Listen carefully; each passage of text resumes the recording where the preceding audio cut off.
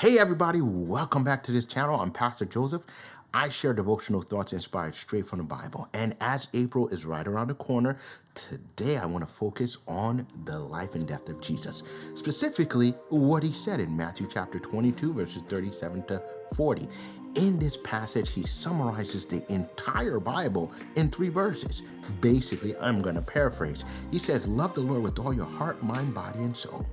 And then also love your neighbor as yourself. That's the whole Bible. You do those 2 things, you are set for life. Now, Jesus doesn't just teach this in the New Testament. As a matter of fact, God the Father, in building a nation called Israel in the Old Testament, he instituted those same principles. Where do you find this? In the book of Leviticus. As he's setting up the countercultural worship experience, he gives them specific instructions. You want to focus in on Leviticus chapter 4 and Leviticus chapter 6. I'll post links down in the description below so you can go to a digital Bible and read the entire chapter for yourself. In Leviticus 4, he puts in place provision so that if a worshiper does something wrong to God, and if a worshiper comes up short, where it comes to God, there's provision to go straight to God, come to the temple with your offering, and your relationship is restored.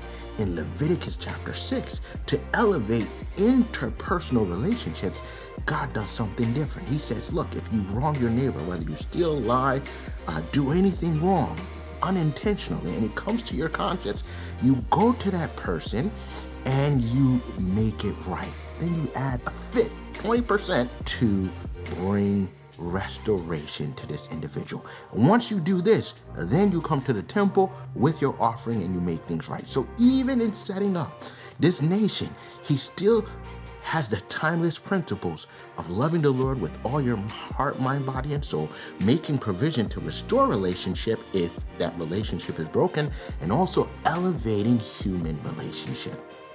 What does that mean for us today? Simply, as we are looking to the Easter celebration, we're looking at the life of Jesus. What he died on the cross for is to make provision for you and me to love him with all our heart, mind, body, and soul, and to make us able to love our neighbor as ourselves. I'm challenging you this week. Find time to elevate your worship with the Lord. And secondly, find time to restore your human relationships. As you do this, watch your life be transformed and you will continue living an enriched life. Now, this brings us to the end of the video, but I want to thank all of you subscribers who've been rocking with me from the beginning. And for those who are just coming on board, it means the world to me that you chose to subscribe on this channel as well too. That's it for me today. I wish you the very best and I look forward to seeing you next time. Be blessed, be a blessing, and I'll see you next time. I'm going to try to do something new. Talk without a script. Take 2. We're going to do this anyways.